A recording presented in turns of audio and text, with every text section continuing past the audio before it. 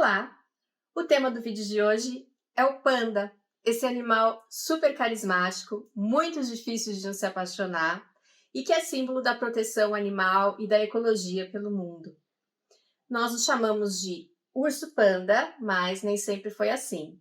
Ele se tornou oficialmente um urso para a ciência em 2005, mas mesmo assim ainda há muita controvérsia sobre isso e houve muita controvérsia sobre isso antigamente, desde lá do século XIX, quando a ciência ocidental começou a tentar encaixar esse bicho dentro do seu esquema classificatório.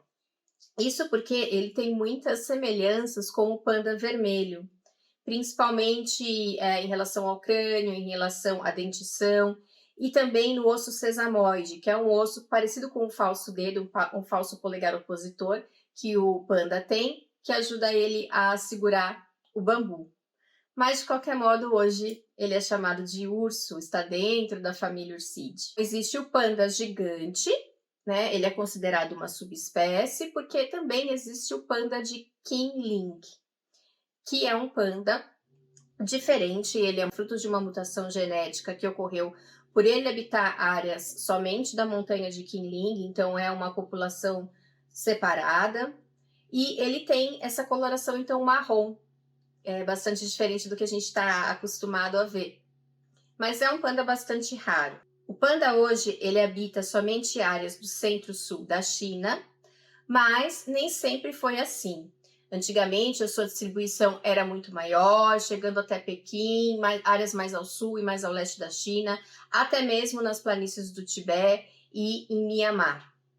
Infelizmente, com o crescimento da agricultura e a ocupação humana, esse animal, a população dele foi se reduzindo bastante e ficou então restrita a essas áreas montanhosas. São florestas temperadas com a presença maciça de bambus, que é o seu principal alimento, e ele costuma habitar áreas entre 2.200 e 4.100 metros de altitude. Ou seja, é um animal ligado às altas altitudes. O que, assim como primeira metáfora aqui relacionada às representações arquetípicas e simbólicas que nós temos desse animal, nós podemos dizer que o panda é um animal ligado ao ar, ligado às altitudes, ligado inclusive a um ar mais rarefeito, um ar mais difícil de se respirar. Quando nós humanos subimos a altas altitudes, nós temos uma dificuldade de lidar com essa falta de oxigênio. O panda não.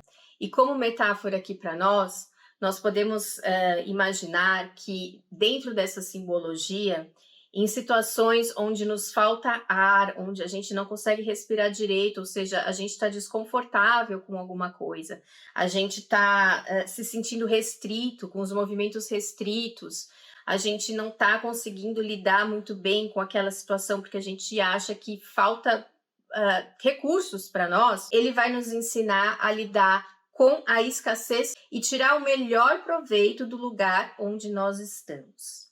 Ele vai ensinar que mesmo com pouco ar, a gente consegue fazer muitas coisas, a gente consegue sobreviver, só que a gente muda um pouco a nossa maneira de sobreviver. Mas o panda vai ensinar que diminuindo o nosso ritmo, nos adaptando à situação, nós conseguimos ficar lá bem também. Ele vai ensinar a gente a ter outros ciclos de ritmo. Ele vai mexer bastante com o ritmo.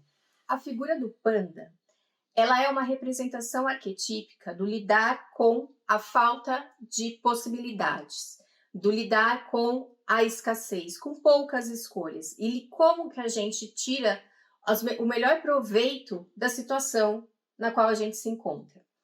Além de nos ajudar a lidar com essa falta de ar, com essa falta de oportunidades de nos manifestarmos, ele também vai nos ajudar a lidar com temperaturas muito frias, ou seja, ainda com situações que não são agradáveis para a nossa expansão, para o nosso movimento.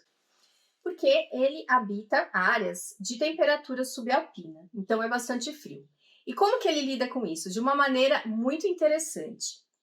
Ele não muda de pelagem, como alguns animais. Alguns animais mudam de pelagem no inverno, ficam todos branquinhos, e no verão tornam a ter uma pelagem, por exemplo, mais escura. O panda não.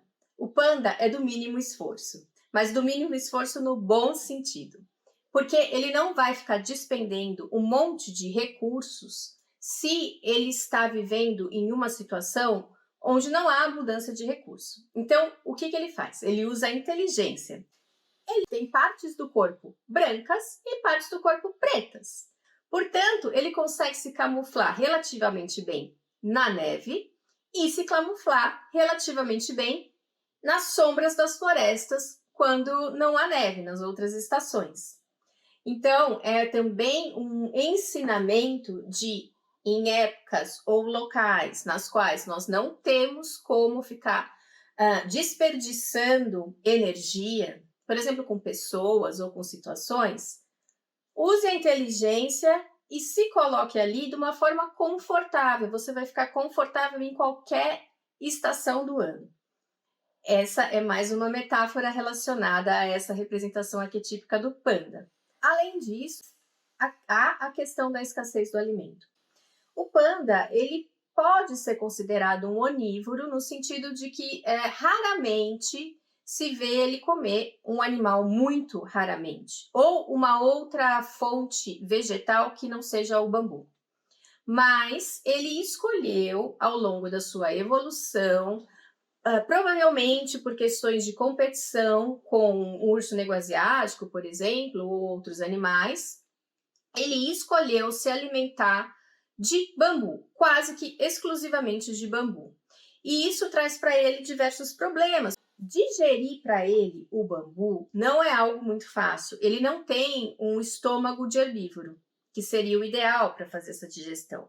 E também o bambu é muito duro, então ele teve que desenvolver uma arcada dentária e uma mordida bastante forte. E além disso, ele tem que se alimentar quase o dia inteiro, porque para conseguir a quantidade calórica que ele precisa para se manter comendo só bambu, ele precisa comer muito.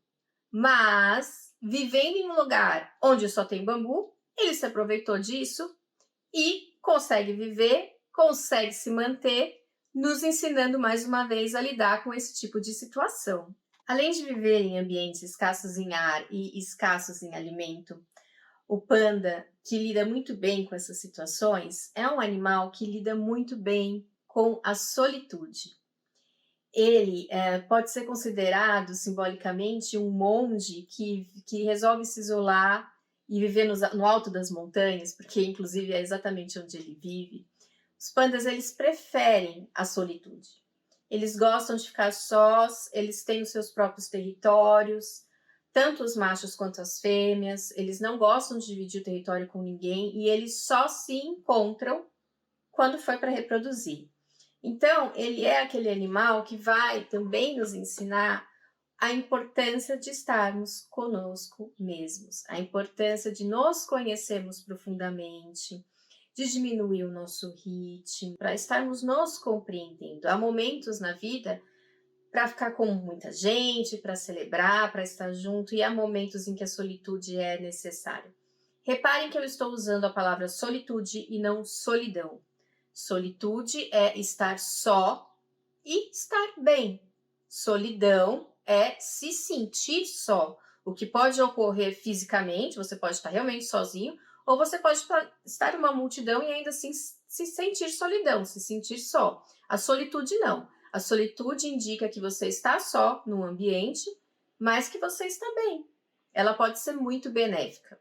Além de tudo, ele pode ser uma representação arquetípica da meditação, exatamente por causa disso. Ele diminui o ritmo, ele diminui o metabolismo, ele diminui o ar dentro de si, né? O ambiente proporciona isso, mas ele também, com o metabolismo dele, diminui isso.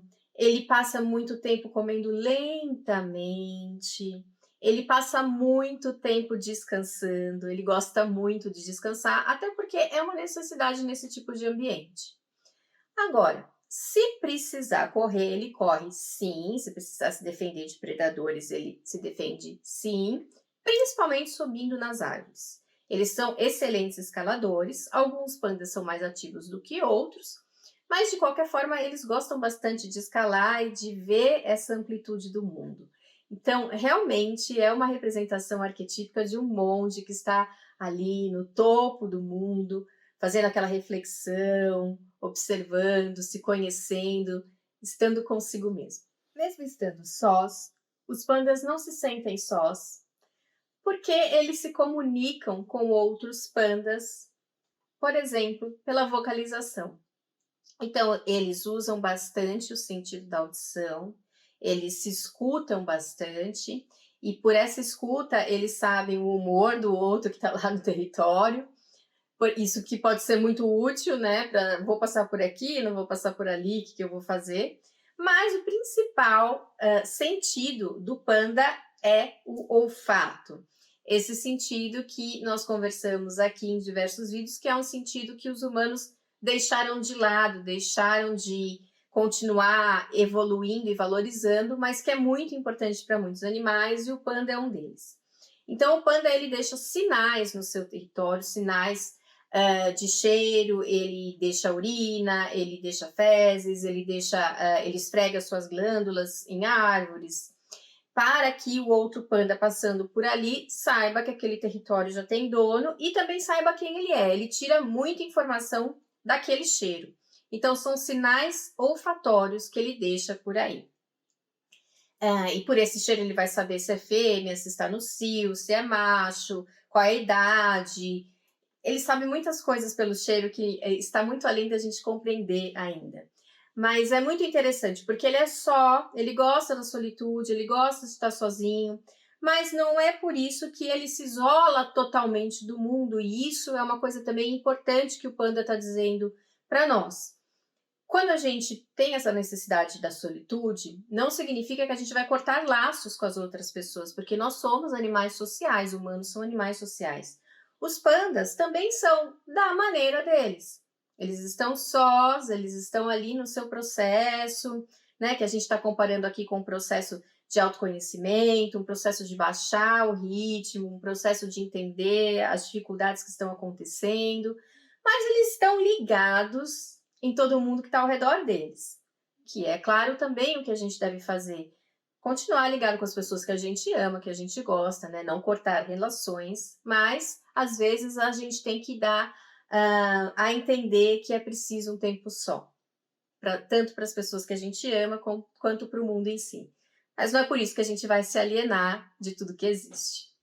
A época da reprodução dos pandas é na primavera, a gestação dura cerca de 185 dias e geralmente a fêmea dá à luz a 1 ou 2 pandas, mas se ela está na natureza, geralmente somente um panda sobrevive. É um lugar bastante difícil de sobreviver, como eu expliquei para vocês, é um lugar de poucos recursos, então às vezes a mãe panda tem que fazer essa escolha difícil de escolher somente um filho.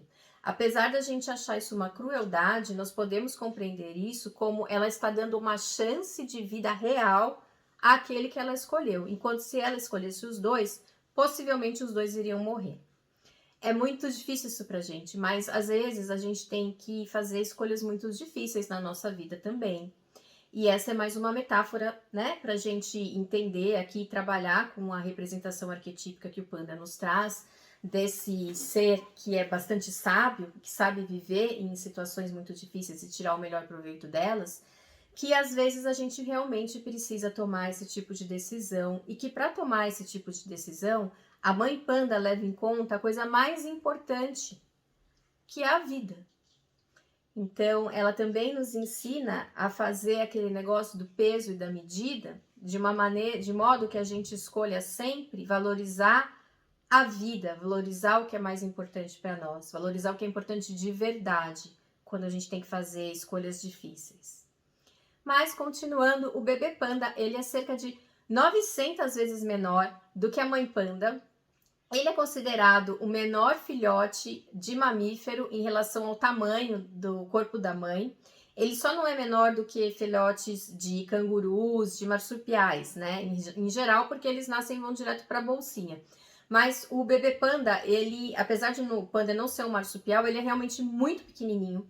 E ele nasce totalmente pelado, nasce cego, nasce muito, muito dependente. Então ele depende muito da mãe panda. A mãe panda vai se dedicar muito a esse bebê, por isso que ela tem que ter um só, porque além dela viver numa situação que tem pouco recurso, ela vai ter pouco recurso para ela também. Ela tem que se alimentar bastante, lembra? Muitas vezes. E ainda cuidar de um pititiquinho, então ainda gerar comida para esse pititiquinho. Então ela tem realmente que priorizar o que é importante ali. Então esse bebê vai ficar com ela, ele precisa de ajuda para tudo, até mesmo para defecar, ele não faz isso sozinho. Ela tem que ajudar ele a fazer isso e a eliminar as fezes.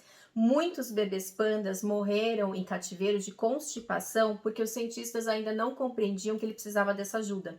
Então ele acabava se intoxicando. Hoje já se sabe que ele precisa disso e, inclusive, essa é uma das descobertas que fez com que houvesse um boom no nascimento de pandas.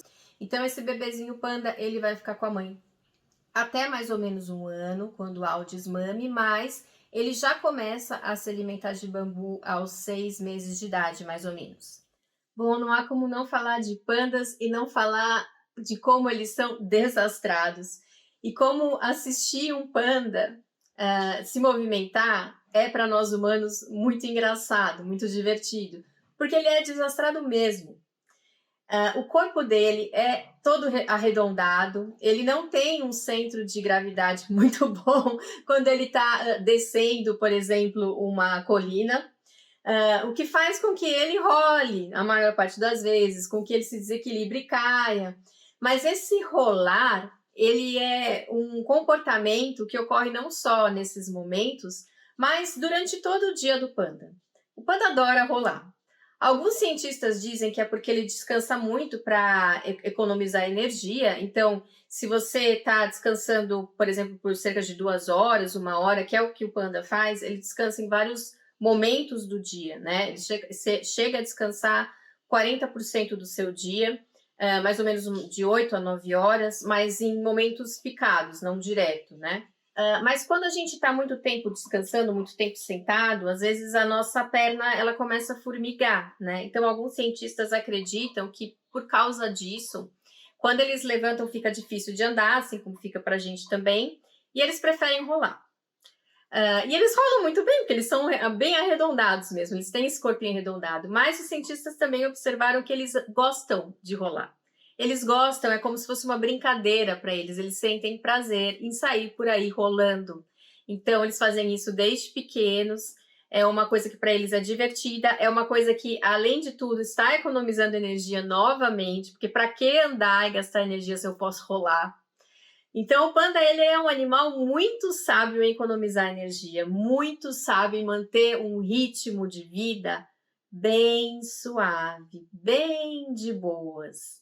Eu falei aqui no canal sobre o peixe-boi, dizendo que o peixe-boi é um animal muito de boas, que talvez seja o animal mais de boas da natureza, mas o panda não fica tão atrás. O panda também é muito de boas. Ele procura evitar conflitos sempre. Então, ao encontrar um humano, é muito raro que haja um ataque. É claro que se você encontrar um animal na natureza, ele é um urso, nós temos que tomar cuidado, mas ele procura o não conflito, ele procura fingir que ele nem te viu. Existem alguns vídeos de encontros com pandas na natureza que até o cinegrafista sai correndo quando o panda chega muito perto. Lógico, o cinegrafista está certo, ele está se defendendo, mas o panda não está nem aí, ele continua passando como se as pessoas não existissem, porque para ele, ó, ai, deixa o conflito para lá, eu não quero isso. O panda, ele sempre vai escolher estar de boas. Isso é uma coisa muito importante também para a gente economizar a nossa energia. Não gaste sua energia. Como dizem muitas pessoas, batendo palma para louco, né? Não gasta sua energia discutindo com o que não faz sentido, com aquela pessoa não faz nenhum sentido, vai tirar a sua paz. Se não é importante, se aquilo não faz sentido nenhum, não gaste a sua energia. Faça como o panda, finge que não vê e continue vivendo a vida e ainda sai rolando que é para se divertir, né? Só de pirraça, ainda sai rolando. Agora, é claro que mães vão defender os bebês e em outras situações podem haver brigas, por exemplo, por fêmeas. Mas, de modo geral, é um animal bem tranquilinho e bem de boas também. O nome chinês para panda significa algo como urso-gato ou gato-ursino ou urso felino. Isso porque considera-se que, apesar de ser um urso, ele teria a doçura de um gato, ele seria uma expressão de ternura. Então, ele tem bastante significados na China, até porque a China é um país enorme, gigantesco, e isso faz com que ele tenha também muitos nomes. Além de ser chamado de gato-urso, ele também já foi chamado de comedor de bambu, o que é bastante óbvio, né? De cachorro prateado, grande cachorro prateado, então também comparando ele com a doçura de um cão. Também foi chamado de urso das flores, chamado de muitas coisas. Existem escritos sobre esse animal em anais históricos de 3.000 anos atrás, 4.000 anos atrás, e uma coisa muito interessante e muito surpreendente é que há mais ou menos 4.000 anos atrás, o imperador Huang costumava ter pandas para o propósito de luta. Aí que eu achei isso muito esquisito. Mas dizem, esses anais dizem que esses animais eram capturados e eram treinados para lutar, assim como, por exemplo, os tigres eram treinados para lutar. É bastante curioso, né? Porque nós não vemos esse comportamento agressivo do panda na natureza, então é um pouco estranho que isso tenha ocorrido, né? Mas de fato é algo que está nos anais chamados Biografias dos Cinco Imperadores. Há também uma lenda muito bonita na China, que é a lenda do Pangu, que expressa o quanto esse animal é importante para essas pessoas. Então, o Pangu era um panda que surgiu de um ovo cósmico, e um dia esse ovo cósmico que ele estava dentro se quebrou. A parte da clara do ovo se tornou os céus e a parte da gema se tornou a terra, e o Pangu ficou entre os dois, eternamente crescendo e separando o céu da terra, mais ou menos como a figura do Atlas grego. Apesar de crescer por milhares de anos e fazer essa separação, um dia Pangu morreu e deitou-se. O seu enorme corpo continuou fazendo essa separação entre o céu e a terra. E o seu enorme corpo tornou-se tudo o que há na terra. Tornou-se as montanhas, suas lágrimas tornaram-se os rios, seus pelos tornaram-se as plantas e assim por diante. Então, o panda, nessa mitologia, ele é a própria vida. Tudo que existe vem do panda. Quando nós meditamos, nós entramos em contato com a nossa essência. O intuito é entrar em contato com a nossa essência, descobrir o que somos verdadeiramente, entrar em contato com a divindade, nos sentirmos parte do todo. E o panda ele é muito ligado à meditação pelo seu comportamento solitário, um comportamento de introspecção, um comportamento de entender o mundo e estar no mundo usando muito pouco movimento, usando um metabolismo mais lento, um ritmo mais lento, o que pode ter dado origem a essa lenda. Agora, olha que interessante. Dizem também que as pulgas que moravam nesse panda, não existe nada, mas tinha pulga, né? É uma loucura. As pulgas que moravam nesse panda foram fertilizadas pelo vento e se tornaram os humanos. Ou seja, se tornaram aqueles que são parasitas. É de se pensar. O urso panda também teve bastante a ver com o Feng Shui.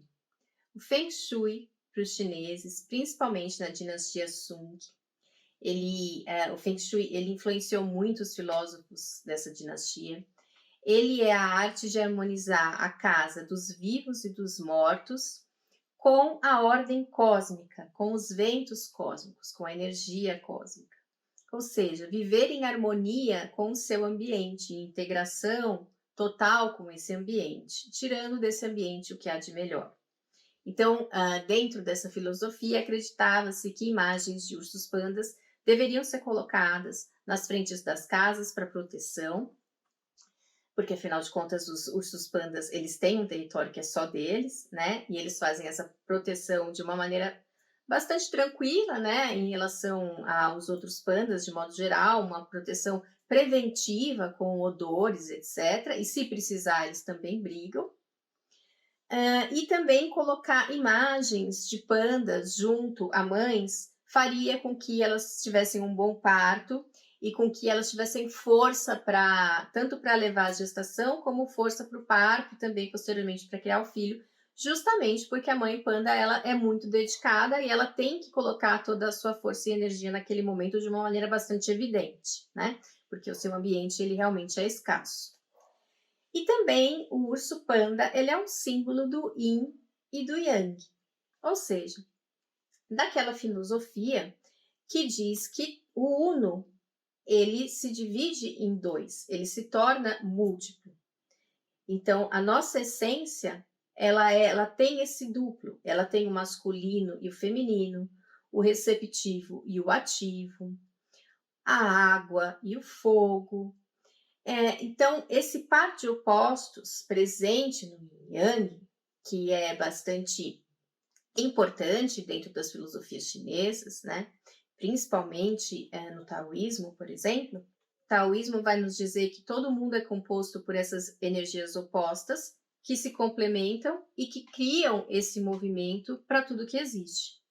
Então, o Yin Yang, o símbolo do Yin Yang, é um símbolo composto pelas cores branca e negra. E o panda é um yin yang ambulante, né? Ele tem já essas cores dentro deles, ele tem até as bolinhas, né, nos olhos, tal. Então ele é bem parecido com o símbolo do yin yang, né? Há também uma fábula que é contada para crianças que diz como o panda ganhou essa coloração preta. Então dizia-se que o panda era um ursinho branco e um dia havia uma menininha, uma pastora, que ficou amiga desses pandas e protegia eles, os pandas ajudavam ela a fazer o pastoreio, até que um dia apareceu um tigre e ameaçou os pandas, e a menina foi atrás do tigre e defendeu os pandas, e acabou sendo morta pelo tigre. Então, no dia do funeral da menininha, todos os pandas foram, né, em um gesto de amizade, e dizia-se que na época era costume nos funerais se cobrir de cinzas. Então os pandas se cobriram de cinzas em algumas partes e choraram, esfregaram os olhos e ficaram com as cinzas nos olhos. Então isso mostra por que eles se tornaram a partir desse dia brancos e pretos. Bem, o panda ele é um símbolo muito importante para a China. Antigamente, ele foi utilizado também como símbolo de alguns imperadores, mas durante a história, o símbolo principal dos imperadores ele foi o dragão, de fato. Mas o panda ele tornou-se recentemente o símbolo mais importante da China, não só pela luta por sua preservação, por sua raridade, por tudo que ele representa, pela sabedoria, pela meditação, pela docilidade, como ele se tornou um presente diplomático. Por exemplo, há registros que desde o século VII ele é dado como presente diplomático. Ele foi dado como presente, por exemplo, ao Japão durante o século VII. E durante as décadas de 1950, 1980, a China deu vários pandas de presentes para alguns países. Hoje em dia isso não é mais muito comum, até por causa da própria extinção dos pandas, né? Ele não é mais considerado um animal em extinção, mas é considerado um animal vulnerável, porque houveram vários programas que tiveram bastante sucesso em reintroduzir pandas na China, mas ainda assim é um animal bastante vulnerável. Os números eles têm que subir muito ainda para ele ser considerado um animal que está tranquilo, né, na natureza, o que não ocorre. Existem cerca de 2.600 pandas hoje em dia dispersos na natureza, se contarmos os filhotes. Então, é uma coisa que ainda é bastante delicada, mas o panda, de fato, teve também toda essa questão diplomática, né? Então, ele é um animal que ele remete à sabedoria. Hoje em dia, para se ter um panda é bastante complicado, e os países que têm pandas, a grande maioria deles também tem programas de reprodução e auxiliam a China nesse esforço de reintroduzir os pandas. Enfim, é um animal muito interessante. Eu espero que vocês tenham gostado e que vocês se inspirem na sabedoria do panda, em lidar com situações difíceis, com escassez e em estar bem consigo mesmo na sua solitude. Até mais!